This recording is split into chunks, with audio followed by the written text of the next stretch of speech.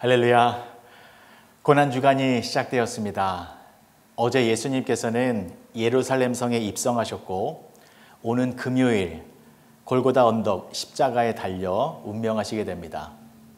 그래서 오늘부터 금요일까지 예수님께서 예루살렘 성에 입성하셔서 하루하루 어떠한 모습으로 생활하셨는지를 살펴봄으로써 우리의 신앙생활을 점검하고 또 올바른 신앙의 모습을 회복하는 귀한 시간을 가지려고 합니다. 자, 오늘은 월요일입니다. 월요일에 예수님께서는 두 가지의 일을 행하셨습니다. 하나는 열매 없는 무화과 나무를 저주하셨고 또 성전에서 매매하는 자들을 다 내쫓으셨습니다. 이러한 내용이 마가복음 11장 12절에서 18절까지에 나와 있는데 이 말씀을 중심으로 해서 차례대로 살펴보도록 하겠습니다. 첫 번째, 무화과 나무 저주 사건입니다. 마가복음 11장 12절의 말씀을 보시면 이튿날 그들이 베다니에서 나왔을 때에 예수께서 시장하신지라. 자, 여기서 이튿날은 어제 예수님께서 예루살렘 성에 입성하신 그 다음 날을 말하는 것입니다. 그 다음 날 아침 일찍 예수님은 거하시는 곳에서 나오셨는데 어디로 향하고 계셨냐면 성전으로 향하고 계셨습니다. 자, 성전으로 향하는 길에 아침 일찍 나오셨기 때문에 시장하셨습니다. 그런데 마침 저 멀리에 무화과 나무가 있는 것이 보였습니다. 그런데 그 무화과 나무를 보니까 잎사귀가 무성했습니다. 자, 무화과 나무에 잎사귀가 있다라는 것은 열매가 있다라는 뜻입니다. 왜냐하면 무화과 나무는 잎과 열매가 함께 맺히는 과수목이기 때문입니다. 그런데 와서 보니 그 무화과 나무에는 열매가 하나도 없었습니다. 자, 13절의 말씀입니다. 멀리서 잎사귀 있는 한 무화과 나무를 보시고 혹 그 나무에 무엇이 있을까 하여 가셨더니 가서 보신즉 잎사귀 외에 아무것도 없더라. 이는 무화과의 때가 아님이라. 와서 보니까 잎사귀 외에 아무것도 없었다라는 것입니다. 물론 지금은 열매가 맺히는 시기는 아닙니다. 하지만 잎사귀가 있지 않습니까? 잎사귀가 있다면 설익은 열매, 즉 이른 열매라도 있어야 합니다.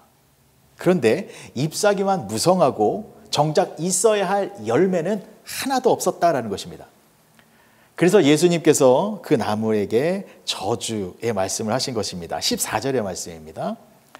예수께서 나무에게 말씀하여 이르시되 이제부터 영원토록 사람이 내게서 열매를 따먹지 못하리라 하시니 제자들이 이를 듣더라. 자, 그러면 예수님께서는 왜 이 무화과 나무를 저주하신 것일까요? 이 무화과 나무는 이스라엘 백성을 상징하는 것입니다. 예수님은 잎만 무성하고 열매가 없는 이 무화과 나무를 저주하심으로써 경건의 모양은 있으나 경건의 능력은 부인하고 경건의 능력이 없는 이 이스라엘 백성들을 하나님의 심판을 받게 될 것이다 라는 것을 알려주신 것이죠. 이스라엘 백성들은 스스로를 우리는 하나님께 선택받은 선민이야 라고 자랑스러워했지만 그러나 정작 예수님을 나타내는 영적인 열매는 없었습니다. 유대인들은 오히려 예수님을 믿지 아니하고 예수님을 부인하고 예수님을 제거하려고 했습니다. 그래서 겉모습으로는 화려하게 하나님의 백성이다 라고 그 잎사귀를 자랑하고 있었지만 정작 예수님을 통한 생명의 열매를 맺지 못하고 있었기 때문에 열매 없는 무화과 나무를 저주하시면서 이스라엘 백성들을 예수님께서 책망하고 계신 것입니다. 자, 두 번째, 예수님께서는 성전에 오셔서 정화를 시키는 그런 모습을 보여주셨습니다. 자, 예수님께서 성전에 도착하셨을 때 여전히 성전 안에서 그 성전 뜰 안에서 돈을 바꾸어 주는 행위 또 제물용 동물을 사고 파는 그러한 상업 행위가 벌어지고 있었습니다. 그래서 예수님께서 어떻게 하셨습니까? 15절에서 17절까지의 말씀입니다. 그들이 예루살렘에 들어가니라. 예수께서 성전에 들어가사 성전 안에서 매매하는 자들을 내쫓으시며 돈 바꾸는 자들의 상과 비둘기 파는 자들의 의자를 둘러 엎으시며 아무나 물건을 가지고 성전 안으로 지나다님을 허락하지 아니하시고 이에 가르쳐 이르시되 기록된 바 내 집은 만민이 기도하는 집이라 칭함을 받으리라고 하지 아니하였느냐. 너희는 강도의 소굴을 만들었도다. 예수님께서는 성전에서 그 성전 뜰에서 돈을 바꾸는 사람 또 비둘기 파는 사람들의 탁자와 의자를 뒤집어 엎으셨습니다. 왜냐하면 이것 역시 열매가 없는 종교적 행위였기 때문입니다. 여러분, 그 당시에는요, 성전 뜰 안에서 상인들이 이 제사용 제물을 팔고 있었습니다. 이 사람들은 이 대제사장에게 뒷돈을 주어서 이 성전 안에서 이 성전 비즈니스를 할 수 있는 라이센스를 취득하여 그러한 제물용 동물을 팔면서 큰 돈을 벌고 있었고, 또 대제사장들은 이 상인들에게 상납금을 받으면서 엄청난 이득을 취하고 있었습니다. 그리고 그 성전 뜰 안에서는 돈을 바꾸어 주는 환전상들도 있었습니다. 왜냐하면 이 대제사장들이 이런 말을 했습니다. 하나님께서는 이방 사람들의 더러운 돈을 받지 않으신다 라는 말을 했기 때문에 이스라엘 백성들이 하나님께 헌금을 드리기 위하여 이 로마 화폐를 이스라엘 화폐로 바꾸어야만 했기 때문에 그때 돈을 바꾸어 주면서 그 많은 수수료를 대제사장들이 챙기고 있었습니다. 이처럼 종교 지도자들은 성전에서 하나님께 거룩한 예배를 드리는 것이 아니라 이 성전 장사를 통하여서 자신들의 이익과 기득권과 재물을 챙기고 있었습니다. 즉, 겉으로는 화려한 성전이었지만 그 안을 들여다보니 생명이 넘치는 영적인 열매가 없었던 것입니다. 그래서 예수님께서 뒤집어 엎으신 것입니다. 여러분, 이 두 가지의 사건이 예수님께서 월요일 날 보여주신 모습입니다. 열매 없는 무화과 나무를 저주하셨고 또한 열매가 없는 성전을 정화시키셨습니다. 여러분, 이것은 우리들에게 너무나도 중요한 것을 알려주는 것입니다. 우리들의 예배의 모습은 어떻습니까? 또한 여러분들의 신앙생활의 모습은 어떻습니까? 만약 예수님께서 우리들의 예배의 모습을 보시고 또 여러분들의 신앙생활의 모습을 보셨을 때 그것은 잘못된 거야, 열매가 없지 않느냐 라고 하며 뒤집어 엎지는 않으실지 점검해 보아야 하는 것입니다. 예수님께서 우리들에게 원하시는 것은 열매입니다. 우리는 반드시 열매가 있어야 합니다. 우리가 신앙생활을 잘 하고 있다면 열매가 맺어져야 합니다. 마태복음 7장 18절에서 20절까지의 말씀입니다. 좋은 나무가 나쁜 열매를 맺을 수 없고 못된 나무가 아름다운 열매를 맺을 수 없느니라. 아름다운 열매를 맺지 아니하는 나무마다 찍혀 불에 던져지느니라.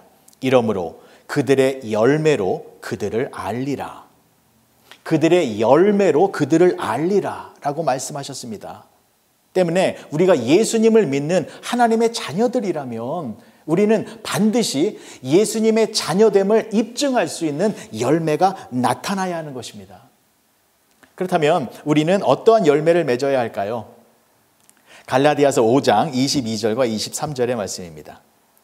오직 성령의 열매는 사랑과 희락과 화평과 오래 참음과 자비와 양선과 충성과 온유와 절제니 이 같은 것을 금지할 법이 없느니라. 아멘. 우리는 이러한 성령의 9가지의 열매를 맺으며 살아야 합니다. 이 열매들이 반드시 나타나야 합니다. 그런데 문제는 이 열매들을 우리의 힘으로는 절대로 나타낼 수 없다라는 것이죠. 여러분, 우리가 사랑의 열매를 맺을 수 있나요? 나를 좋아하고 나를 선대하는 사람들을 우리는 사랑할 수 있습니다. 그러나 나에게 어려움을 주고 나를 모함하고 나를 힘들게 하는 사람을 사랑한다라는 것은 여간 어려운 일이 아니지요. 여러분, 우리가 이 절제의 열매를 맺을 수 있나요? 음식을 절제하고 또 쾌락을 절제하고 유튜브 보는 것을 절제하고 죄 짓는 것을 절제하는 것 가능한가요? 너무 힘들지요. 이처럼 성령의 열매는 나의 힘, 우리의 힘으로는 나타낼 수 없습니다. 그러나 이 성령의 열매를 맺을 수 있는 방법이 있습니다. 그것이 무엇이냐면 예수님과 함께라면 우리는 이 성령의 열매를 맺을 수 있습니다. 왜냐하면 예수님께서 이 모든 열매를 풍성하게 맺으셨기 때문입니다. 그 예수님이 나와 함께하고 있을 때에 우리는 그 예수님으로 말미암아 성령의 열매를 풍성하게 맺을 수 있는 것입니다. 요한복음 15장 5절의 말씀입니다. 나는 포도나무요 너희는 가지라. 그가 내 안에 내가 그 안에 거하면 사람이 열매를 많이 맺나니 나를 떠나서는 너희가 아무것도 할 수 없음이라. 예수님이 내 안에, 내가 예수님 안에 거하면 우리는 열매를 맺을 수 있다라는 것입니다. 예수님과 함께라면 예수님으로 말미암아 우리가 성령의 열매를 풍성하게 맺을 수 있다라는 것입니다. 자, 그러면 우리가 예수님과 함께하는 그 방법이 무엇입니까?